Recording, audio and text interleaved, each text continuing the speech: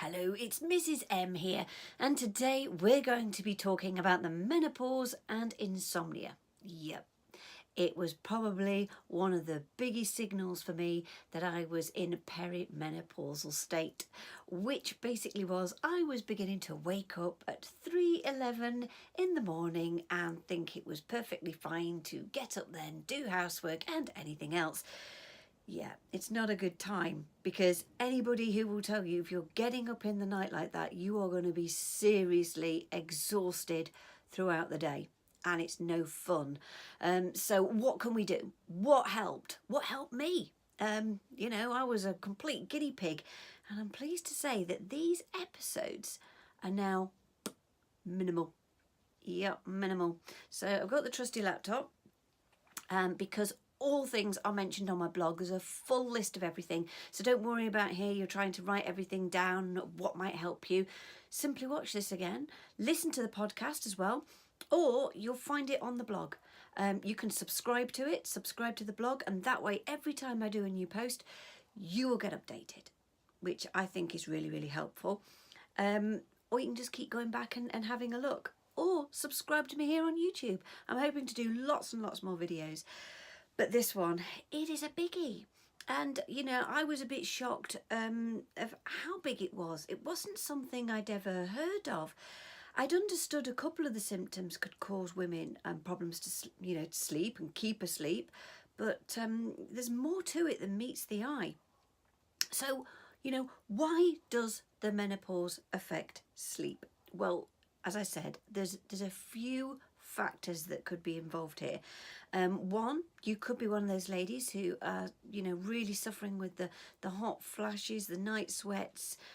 So that's going to cause you to wake up. You could have hormones. Yeah, them. Pesky things.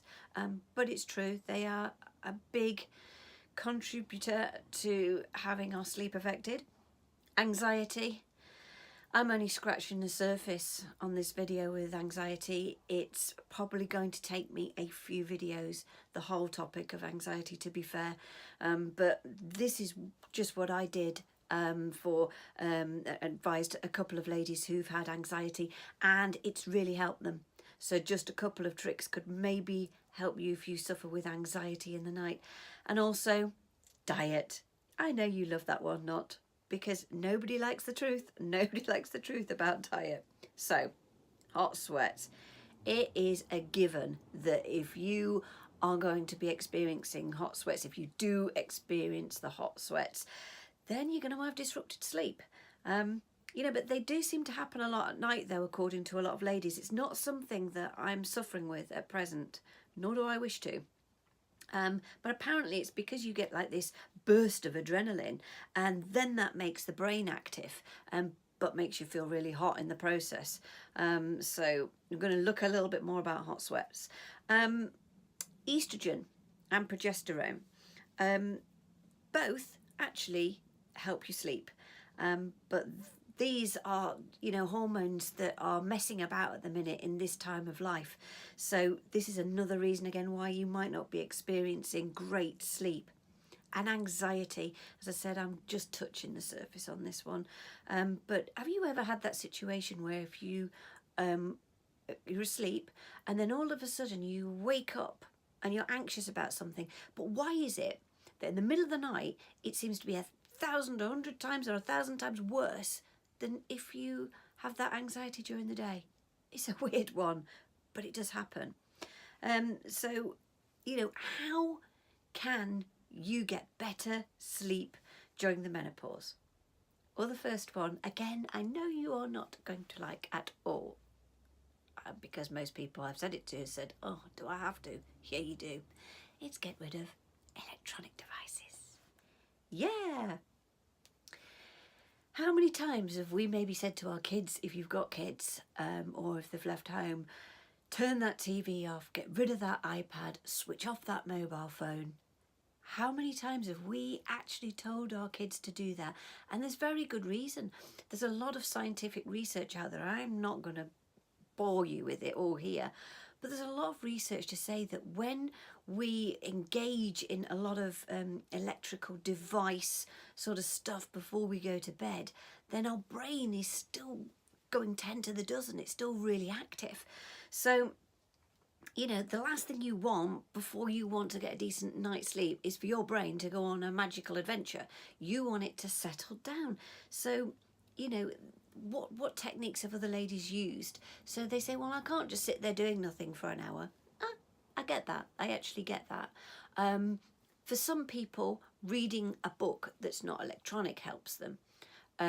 Others find that reading actually does make them sleep, whether it's electronic or not. And other ladies have said they actually have now gone to like these soothing music. So no heavy metal or dance music, ladies. We're going for soothing things. One of my friends has one of these, she has like, it's not a tape or a disc. I think she's digitally downloaded it. And it's like these sounds of the sea and all these other calming sounds. And she swears by it. She just says, do you know what? It just works. But that way then she feels as if she's sort of calming and relaxing down.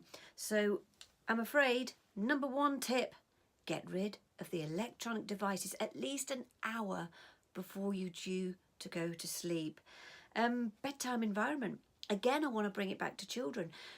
You know, when we had our children, if you've had children, you might not, or you may have grandchildren, or, you know, it's something you've never ever had. But basically, when you do have kids, the thing is you try and make a nice bedtime environment. So, you know, that's keeping a nice coolish temperature, a normal temperature, not getting too hot. It's using, you know, cotton sheets and that wherever possible. And this is really important for those ladies who are suffering from the night sweats, all those horrible things that you're suffering with the night flashes and everything. Try and move to cotton rather than synthetics, because what I find synthetics do is they actually trap the heat against the body, whereas when you have cotton seems to allow you to breathe. So it may be that you just need to even just change your bed sheets, change if you wear any nightwear like PJs or a nightgown, change to that, and also just make sure that your bedroom's cool before you start going to bed. That's really, really important. And another factor is your bed actually comfortable? You know, is your mattress really, really old? Could it do with being replacing? There's a lot of people who say out there that you should change your mattress every 10 years. So have you done? Is it sort of one of them situations where if you roll one side of the bed, then all of a sudden, you know, you might get an ache in your hip or something, and then that wakes you up? It's something to consider. So have a look at those type of tips as well. Bedtime routine, bringing it back to kids again. But you know what? My kids always worked best when I implemented a routine. So it would be they'd have their tea, bit of playtime, bath, bed, and in the bed we'd have a story and they would go to sleep. Well, most of the time. Sometimes it'd be a bit naughty. But, you know, it was a routine. And sometimes as adults, we still need to have that routine. So do you go to bed at a regular time? Now, I'm not setting this in stone. There may be occasions where you're going out, it's a weekend, you're having fun and whatever. And if you've not got to be up for work next day and you don't mind feeling a little bit tired, then that's fine. But if you've got a routine in place that's fairly regular, then your body will sort of get into that. Have you ever had them situations where like you're on holiday, so you've got 2 weeks off, and then you have sort of lie-ins, but then when you go back to work, oh my goodness, is it hard to get back to the normal routine? It is. It's the same. So try and get yourself in a routine. So, like, you know, if you want to go to bed for 10:30, start winding yourself down an hour before. The other thing I do is I like to have lower lighting. So I will sort of just put on lamps and that instead. And I also have my candles. I actually own a candle company. And this isn't a plug at all. You don't have to buy my candles. You can go and get them from anywhere. But I use natural candles. And the way mine are made with all sort of natural product, and lavender has been my friend. How do I know that lavender really works? Well, A, it helps me sleep. But when I'm making a batch of lavender candles for ladies, and I'm in the workshop and I'm making these candles, oh my goodness, I feel so chilled. It's like, I don't want to do any more work. So it works for me. Whether it works for you, well, who knows. But if you do actually want to go and buy one of my lavender candles, you can do. Just go to my blog post, you'll see the link. The company's called Lakes and Hills. The next one, as I said, scratching the surface. It's removing anxiety. And you know, it's a horrible, horrible thing, because it can make you feel very sick when you wake up in the night if you're worrying about something. And it can be the most insignificant of things sometimes.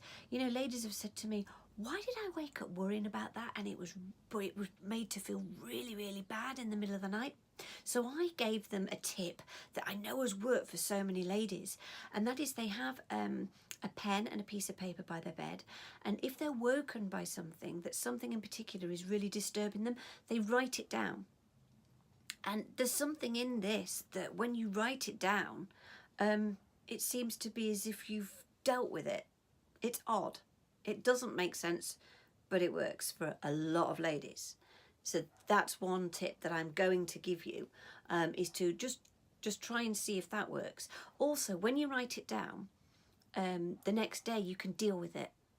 Is it something that you can deal with easy, or is it something that's going to take some time to work out, to sort out? But if so, you can be seen as to be making strides to sorting it out. That can help with anxiety. So worth a go. Diet adjustments. I know you're not going to like that one either, because no ladies do. When I say to them, your diet is poor, you need to sort it out, you're eating too late. There's all these things and it doesn't go down well. But I have to be honest, I speak the truth and I'll tell you as it is. Whether you wish to take that on board, that is your decision. But basically, it is that old adage of putting more whole grains in your diet, getting rid of fats, sugars, salts, all these artificial things, you know, and to try and go for the good stuff, because that will help you. I also try not to eat big meals after 6:30, yet there will be occasions when I'm going out for meals and that with friends. So yeah, you know, that sort of goes, you know, over the head every so often.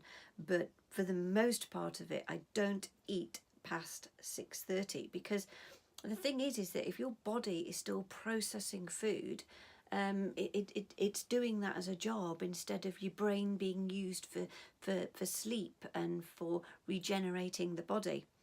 Also, yeah, remove alcohol and caffeine. Ooh, I can hear you all screaming. I know you love, as I call them, a cheeky gin or a glass of wine. Who doesn't? But there's some of you who are having the whole bottle every day. Yeah, I'm not joking. There's some of you who are. You need to give the body a rest. You need to let it recover. And alcohol can be a real problem when it comes to sleep. Just want to just give it a go. I just want you to really just give it a go. See if it works. See if it steadies you down. See if it makes things better. Now, the thing with alcohol, it's going to take some while getting out of your body. So if you're used to doing this every night, you're going to have to, you know, just come off it and just see what happens. But I know, actually, if I've had a drink at a weekend, then my sleep is absolutely awful. It really does play it up. And I'm not a real big drinker, but I like one every so often. But when I have it every so often, I definitely know I've had it. Let's put it that way. Tea and coffee as well. Again, having that too late can affect your sleep patterns. So try something. Have you tried a chamomile tea? I don't particularly like it. It makes me gag, gonna be honest. I would rather have a decaffeinated version of it, or I move to juice. So, you know, I do love my Builder's Brew. It became a problem. You see, at the beginning, you know, when I said that I did some of the tricks and tips and they really helped me, that was one of them. It was removing the Builder's Brew an hour before bed. I love a Builder's Brew. It's got to be strong. Got to be strong. I like it like that.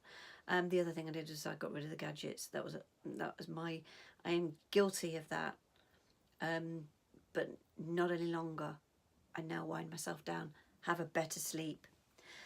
The other thing, and you're gonna like this one maybe, is that you to have a snack. Yay! We love snacks. Not a full-on meal. Not a full-on meal. A snack. And this doesn't mean indulging in cheese in particular, because cheese affects me. In fact, I had some the other night. I did. I had a nice weekend away, and I didn't just have alcohol. I had cheese and biscuits, which is, apart from cake and the cake dome, is probably one of my things that I really like to indulge in. And did I dream like an idiot? On my blog post, I've mentioned about the dream, and I've said that you can listen to the podcast to find out what I dreamed about. But I'll tell you guys, literally, apparently I was living in a rented property, and the landlord was coming round the following day to do an assessment of the property, but a horse had got into the house, and I was busy trying to get this horse out of the house whilst the horse was attempting to bite me. Yep. That's the type of crazy dreams I have with cheese. So I try not to do that very often. Otherwise I'll have such crazy dreams. I don't even live in a rented house, and I don't have a horse, although I do love horses. I've loved them ever since I was little. But so what do I have? I have a whole grain cracker and a little bit of peanut butter on it. That is my snack. It's just to stop, because if I go to bed and if I am feeling hungry, then what preoccupies my brain is food. No surprise there. Love food. Anybody who knows who's spotted me on Cooking with Emily? Yep, I love food. And being a food writer as well, that can be a real issue, because sometimes what I was doing is I was thinking about food, writing about food, going to bed. Well, I've just been using my electronic gadget then, haven't I? The next issue I'm going to give a caveat to, because I have to, because it's to do with herbal supplements. Now, I have to say, they work for some people, they don't work for others. But unless you give them a try, if you give them a whirl, ladies, you won't know whether they work for you or not. The other thing I will say to you is, half of you do not persist with supplements long enough. You think if something magical hasn't happened overnight, then it's not worked. Some things take months to get in your body. If you've watched my vitamin D video or read my vitamin D blog, it took me 3 to 4 months. But my goodness, after then did I feel like a new woman. It's the same with anything. You've got to give things time. You've got to give things time. So I suppose it could be classed as an ad, so therefore, I've got to say that, I'm not trying to push anybody in particular, and I'm not going to mention the names. So therefore, it could be classed as an ad, it's not classed as an ad. Who knows? But needless to say, there are a few things that can help. Now, magnesium is one of the things. And you know what? This is interesting, because magnesium is said to help the muscles relax, and it also is really good for those people who've got restless leg syndrome, which is something my husband suffers with, until he had magnesium. Yep. And there's also been some interesting studies to say it helps you get into a deeper sleep and helps with anxiety, and for post-menopausal women it can help with bone mass. Yeah, we're going to be talking about osteoporosis later on in the vlog postings. So magnesium is that one that maybe you could try for a good all-round menopause supplement. There's one called Menopause Support. Go on the blog, you'll find the link. If you want to click it, you can, but I won't bang on about it. But this also has magnesium in it, as well as some other things. And there's another one as well called Menopause Sage, which if you're having the night sweats and they are a particular problem, have you tried them? Don't just try them for 5 minutes. Don't just try them for 1 or 2 days. Try them for a while and see how you get on. So there's some tips. I'm 95% better. I cut out cheese, I cut out alcohol, I cut out my builder's brew, I stopped digital gadgets, I put in my lavender candle, I put the music on, I turned the lights down low. I have also a nice bath. Now sometimes a bath might not be good for some ladies if you suffer with hot sweats. A bath can actually, make you too hot, so then you would prefer a shower instead. So you may wish to go for a shower as opposed to a bath. But hey ho, I like a bath. So I hope that's given you some food for thought. I hope that's, been able to help you a little bit in some ways. And let me know, have you got any top tips to help you with sleep? And join me again. In the meantime, stay blessed, know that you're loved, especially by me, and have a fabulous day.